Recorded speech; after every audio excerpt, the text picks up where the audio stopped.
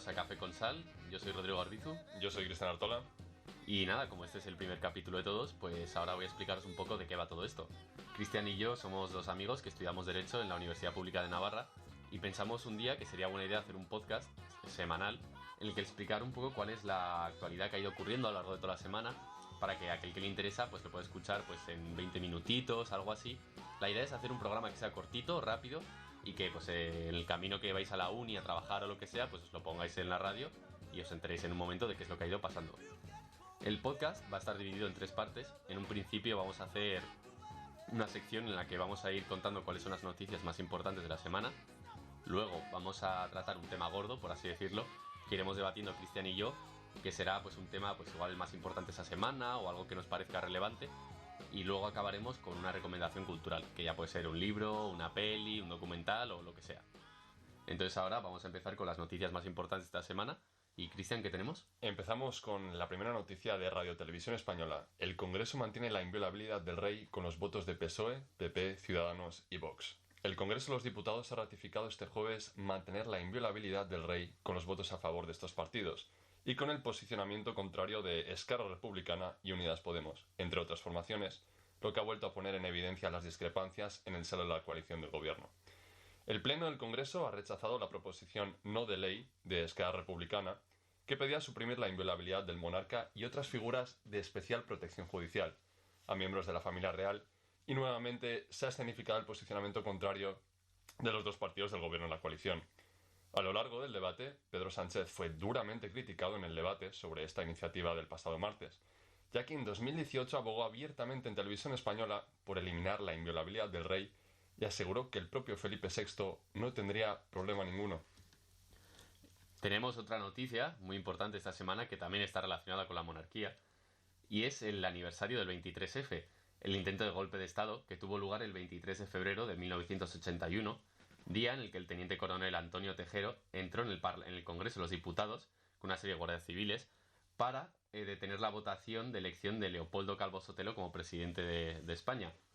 Y es que aquí el rey tuvo un papel importante porque emitió un comunicado en contra de este golpe y a favor de la democracia y la Constitución. Siempre que sale el aniversario, que concurre este aniversario, se levanta de nuevo el debate sobre cuál fue el papel del rey en todo esto. Y es que hay dos posturas. Por un lado hay quien cree que el rey tuvo un papel importantísimo en la defensa de la nueva democracia y de la Constitución, y por otro lado hay quien cree que el rey estaba detrás del golpe de Estado, pero que al ver que no cuajaba se echó para atrás. Seguimos desde España, nos vamos hasta Myanmar con una noticia del país. Myanmar celebra sus protestas más masivas desde el golpe de Estado tras un fin de semana de represión. Centenares de miles de personas han salido masivamente a las calles de ciudades como Yangon y Mandalay este lunes, después de que los militares, que tomaron el poder del país tras un golpe de Estado el 1 de febrero, advirtieran de que habría pérdidas de vidas si continuaba la confrontación. Las manifestaciones y huelgas multitudinarias suceden al fin de semana más violento de las protestas, con 2 personas muertas el sábado en Mandalay, lo que eleva a 4 el número de víctimas mortales desde el inicio de las protestas hace más de 2 semanas. La agencia Reuters, por otro lado, nos cuenta que es posible que AstraZeneca incumpla a la mitad el objetivo de suministros de vacunas que tenía previsto para dar a la Unión Europea el segundo trimestre.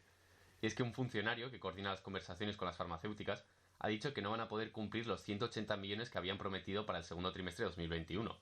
Por su lado, AstraZeneca ha dicho que están trabajando para aumentar la productividad en su cadena de suministro de la Unión Europea. Pero de nuevo, este funcionario que coordina las conversaciones ha dicho que, en realidad, AstraZeneca llegó a decir en reuniones internas que como mucho podría dar 90 millones. Esto hay que tenerlo en cuenta, no es algo confirmado, pero sí que hay que saber que AstraZeneca no sería la primera vez que no cumple lo prometido, porque en enero no llegó a dar el número de vacunas que prometió en un principio, entonces habrá que estar atentos. Seguimos en la Unión Europea con una noticia del mundo. La Unión Europea acuerda imponer sanciones a Rusia por el caso Navalny. Tras profundas disputas internas, una crisis de imagen y el viaje fallido del alto representante Josep Borrell a Moscú hace unas semanas, los ministros de Exteriores de la Unión Europea han dado luz verde este lunes a una nueva ronda de sanciones contra Rusia por el caso Navalny. Tenemos que recordar que Navalny, para quien no lo sepa, es el mayor opositor ruso hoy en día que existe en el país y creo que acaba de ser encarcelado esta semana o está pasando por un proceso judicial en el que básicamente le esperarán varios años de cárcel y previo a esta encarcelación, fue envenenado por un agente tóxico que solo se crea en laboratorios rusos, por lo que básicamente se sabe de sobra que la autoría fue una autoría rusa. Siguiendo con la noticia, tenemos que explicar que el espíritu de las sanciones de la Unión Europea es el habitual, y es que haga daño a personas concretas como respuesta a sanciones concretas, y no al conjunto del país y la población. Por eso, si bien los ministros no han discutido hoy nombres concretos, los servicios técnicos han recibido ya sugerencias específicas. Ya hay casi 200 funcionarios y dirigentes rusos en algún tipo de lista, en especial tras la ocupación de Crimea o los ciberataques. Los nombres que suenan ahora, tras una presión importante desde Berlín, están limitados a los que tienen responsabilidades directas sobre el caso Navalny y la represión de las protestas de la sociedad civil. Otra noticia muy importante de la que seguro que ya habéis escuchado es todo lo relacionado al 8M, el Día de la Mujer, y las manifestaciones que se están proponiendo y que, por otro lado, se están intentando prohibir. Y es que la ministra de Sanidad, por su parte, ha dicho que la situación de riesgo extremo en la que estamos no da lugar a este tipo de manifestaciones. Y es a partir de este punto donde tenemos dos posturas enfrentadas. Por un lado, tenemos a Pablo Echenique, portavoz de Unidas Podemos, que confirmó esta semana que su partido asistirá a las reuniones convocadas por los grupos feministas. También el Ministerio de Igualdad, por su parte, ha confirmado el apoyo a asistir a las manifestaciones siempre que se sigan las medidas de seguridad. Pero por otro lado, tenemos a, por ejemplo, la portavoz del PP en el Congreso, Cuca Gamarra, que ha rechazado que se promuevan y autoricen este tipo de manifestaciones. A esta negativa se han sumado también Ciudadanos y Vox, que están en contra de este tipo de manifestaciones en la situación actual. Pasamos a la siguiente noticia. Noticia del mundo. Vacunas de aire contra el coronavirus. El escándalo que indigna a Brasil. El primer caso ocurrió en Río de Janeiro. La escena parecía de lo más normal. Una enfermera aplica una inyección en el brazo a un anciano de 90 años dentro de un coche. La familia lo graba todo con el móvil, con emoción, pero al llegar a casa y ver el vídeo, se dan cuenta de que la jeringuilla estaba vacía. En Petrópolis, también muy cerca de Río de Janeiro, una anciana de 94 años pensó que acababa de ser vacunada, pero la jeringuilla estaba vacía. Hay al menos otros 3 casos que están siendo investigados en Maceió, São Paulo y Goiânia. No queda claro qué explicación lógica puede haber tras ese gesto, más allá de la dejadez y la falta de cuidado con las vidas ajenas. Son hechos aislados, pero que han encendido las alarmas en el país. El escándalo de las vacinas Juventus, como se las conoce en Brasil, es solo uno más de la serie de problemas que la campaña de inmunización está teniendo.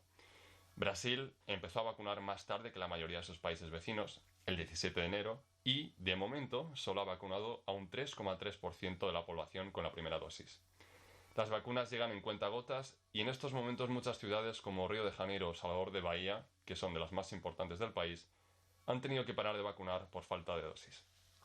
Para acabar con las noticias importantes de la semana, tenemos unas buenas noticias para Navarra, y es que según el diario de Navarra, el número de contagios por COVID en Navarra ha descendido de esta semana a la anterior un 32,39%, lo que ha permitido que se mantenga la tasa de positividad por debajo del 5% que marca la OMS para considerar la pandemia como controlada. Además, están aumentando el número de vacunados, y es que esta semana se ha llegado a los 20.600 vacunados en segunda dosis, y en primera dosis son más de 53.000. Claro que, según cuando escuchéis esto, las cifras irán aumentando poco a poco. También tenemos otra buena noticia, y es que a partir del lunes 1 de marzo está previsto empezar a vacunar a los mayores de 90 años. Así que por lo menos en relación a COVID no todos son malas noticias. Acabada ya con esta parte de las noticias importantes de la semana, Chris, preséntanos de qué vamos a hablar hoy. Hoy vamos a hablar, el tema gordo que nos trae hoy es básicamente el uso de la violencia para realizar cambios en la sociedad, ¿no? Cambios políticos. Entonces, este tema es bastante de actualidad hoy en día porque tenemos aquí desde hace unas semanas los disturbios por el tema de Pablo Hasél, luego tuvimos en 2020, en el verano de 2020, todas las manifestaciones por George Floyd, luego también vimos Hong Kong, en 2019 tuvimos protestas en el Líbano, incluso también en Barcelona. Entonces vemos que la violencia hoy en día es una herramienta bastante común en las manifestaciones que estamos viendo. Y pues te quería preguntar, ¿qué opinas tú sobre la violencia para realizar cambios sociales en la sociedad? Pues de primeras, yo te diría que es que creo que está demostradísimo que es efectivo. O sea, yo creo que es innegable que la violencia es un método muy eficaz para llevar cambios sociales y políticos. la historia ya lo dice, pues hay cientos de revoluciones, Revolución Francesa, Revolución Rusa, mil movimientos y levantamientos contra sistemas que han sido llevados a cabo a través de la violencia y que han traído cambios consigo. O sea, yo creo que es innegable que la violencia puede cambiar un sistema. Pero yo creo que el problema está en si hoy en día la violencia es la única vía o si es la más efectiva o, bueno, directamente es la justa, la que hay que emplear. Yo creo que, desde luego, hay que verlo desde un ámbito siempre teniendo en cuenta el contexto, según si es histórico o en la actualidad. Sí, yo estoy de acuerdo contigo. Yo siempre he dicho que la violencia puede ser legítima en ciertos casos, pero a día de hoy es muy complicado que, por ejemplo, en sistemas democráticos como España o Estados Unidos, pueda darse un uso verdaderamente legítimo de la violencia porque existen mecanismos dentro de esa sociedad para que pacíficamente tú puedas manifestarte, dar tu opinión y si congregas a una gran mayoría de personas dentro de esa sociedad puedas iniciar pues ciertos trámites que te permitan llevar a esos cambios sociales. Pero también creo que la violencia en sistemas democráticos puede tener su uso a la hora de, por ejemplo, dar más voz a un movimiento que puede estar silenciado. Pero esto, claro, siempre hay que cogerlo con pinzas. Yo no estoy hablando aquí de una violencia indiscriminada de ir por la calle, coger cualquier tienda y, bueno, vamos a mandar todo a quemarlo en llamas, ¿no? Sino que creo que siempre que se utilice la violencia, ya sea en regímenes autoritarios, democráticos, en cualquier situación, debe de ir apoyada de una estrategia. Vamos a utilizar la violencia para esto y vamos a terminarla cuando consigamos esto. Y al mismo tiempo tiene que ir respaldada de una ética y una moral. Tú no puedes, digamos, como decía antes, utilizar una violencia de forma discriminada para matar civiles o matar personas que no tengan, digamos, pues eso, ¿no? Un cargo de, por ejemplo, en un sistema dictatorial, pues no puedes tú matar al panadero de enfrente de tu casa, sino que si vas a utilizar la violencia para conseguir la libertad en un sistema dictatorial, pues por lo menos vete a las fuerzas armadas que están golpeando a la población y ejecuta la violencia en ese objetivo, ¿no? No contra civiles. Claro, pero a mí me parece que justo has tocado la tecla que está en realidad detrás de todo esto de si la violencia hoy en día es necesaria o justa, y es la moral. Tú has dicho que en todo movimiento violento siempre debe haber una moral detrás pues que lleve a ese grupo violento pues a poner su ideología o su sistema sobre el que le oprime o el que cree que le oprime. Pero el problema de la moral es que es súper subjetiva. Entonces, claro, por mucho que una persona esté organizada o crea que simplemente sus ideales son los mejores, que él lo crea no implica que lo vayan a ser. Entonces, muchas veces uno puede pensar que está siendo oprimido o aunque sea claro que lo está siendo, ¿hasta qué punto esa violencia que va a llevar a cabo va a poner fin a la violencia o al dolor o a la opresión? Porque claro, tus valores morales no siempre van a traer eh, esos beneficios que tú crees. De hecho, una revolución, yo diría, no acaba. O sea, eso que propones de, por ejemplo, si hay una dictadura, un ejemplo fácil, y se levantan un grupo de rebeldes y acaban con la dictadura, la violencia, estoy convencido, nunca acabaría cuando se derroca ese régimen que se pretende destruir, porque en el momento en el que empleas la violencia para sostener tus ideas, siempre la usarás para mantenerlas. Si las quieres levantar, luego las quieres mantener y si la violencia ha funcionado, la usarás dos veces. Entonces, es muy difícil decir, no, ya hasta aquí, ya hemos empleado la violencia, hemos conseguido lo que queríamos, ya hemos terminado. Yo creo que eso es imposible.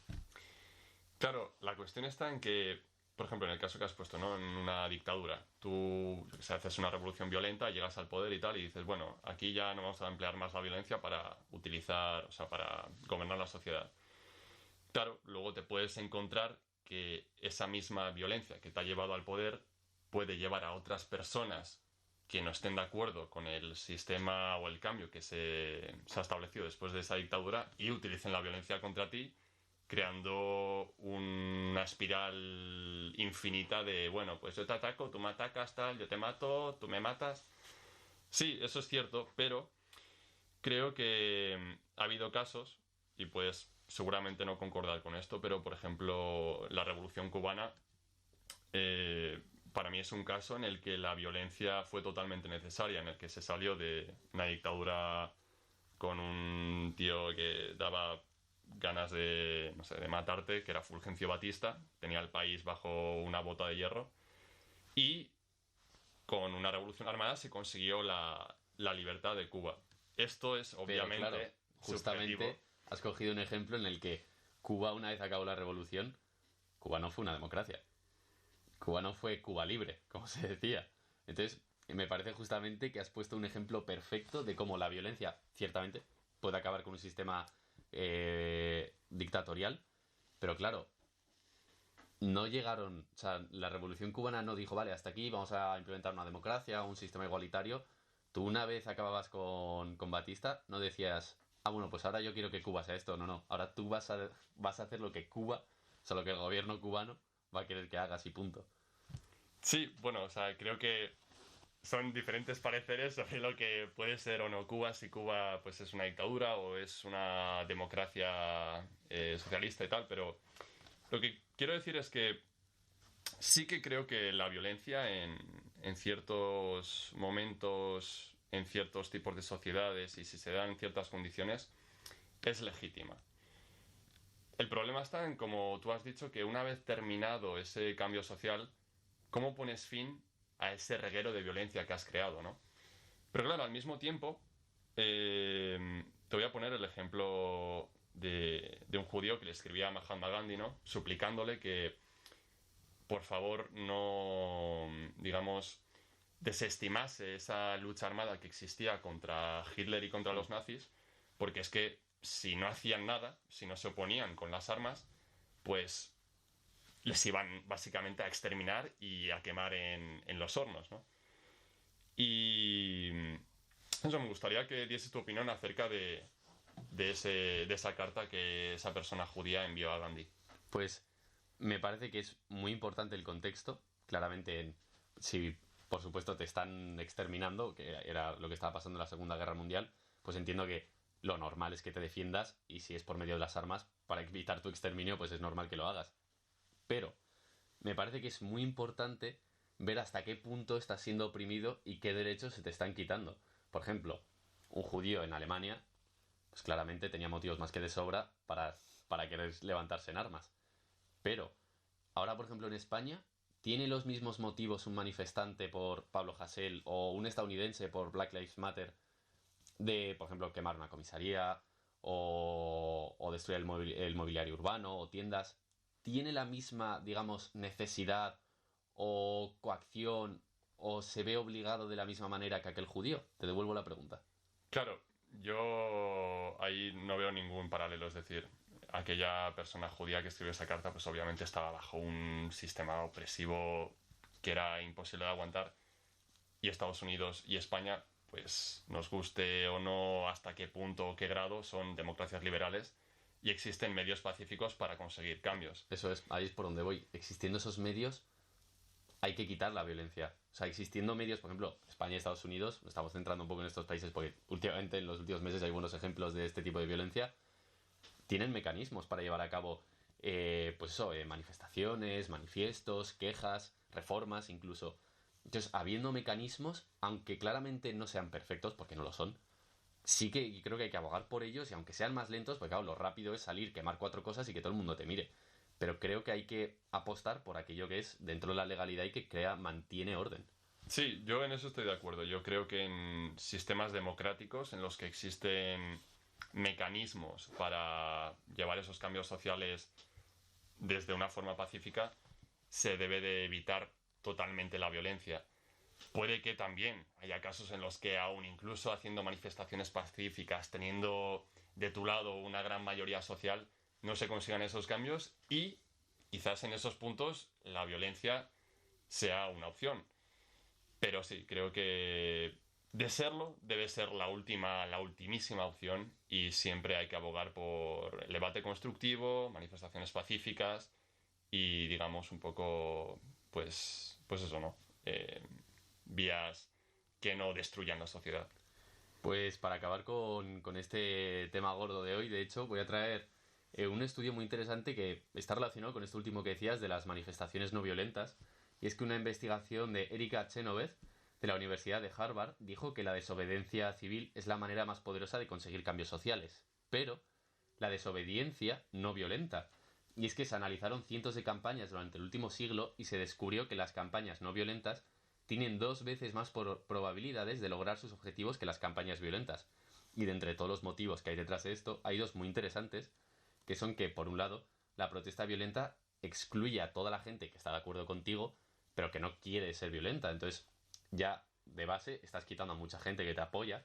Y por otro lado, estás excluyendo con esa violencia a un sector muy importante en un país, y son la policía y las fuerzas armadas, porque cuando tú empleas esa violencia va a ser la policía y las fuerzas armadas quienes tengan que pararte. Entonces, si tus manifestaciones son pacíficas, es mucho más fácil que los tengas de tu lado. Entonces, una vez terminado ya con este tema gordo, Cristian, cuéntanos cuál es el elemento cultural que nos quieres traer hoy. La recomendación cultural de esta semana es Meditaciones, de Marco Aurelio. Y tenemos que recordar que Marco Aurelio fue el último de los 5 buenos emperadores y se destacó por ser uno de los mejores gobernantes del Imperio Romano. Meditaciones es básicamente una obra en la que el propio Marco Aurelio se escribía notas a sí mismo para mejorar como persona, ver qué fallos tenía en su día a día, etcétera, etcétera. Y nunca estuvo pensado para ser publicado, sino que, como ya he dicho, eran notas que él mismo se apuntaba, como por ejemplo alguien puede escribirse en un diario y no tiene pensado nunca publicarlo en la vida. Y entre los temas que trataban esas notas está la importancia de vivir en el presente, en el día de hoy, y dejar atrás el pasado y no angustiarse por el futuro. ¿Por qué no debemos enfadarnos cuando alguien nos insulta o nos desprecia? ¿O en qué consiste realmente una vida feliz?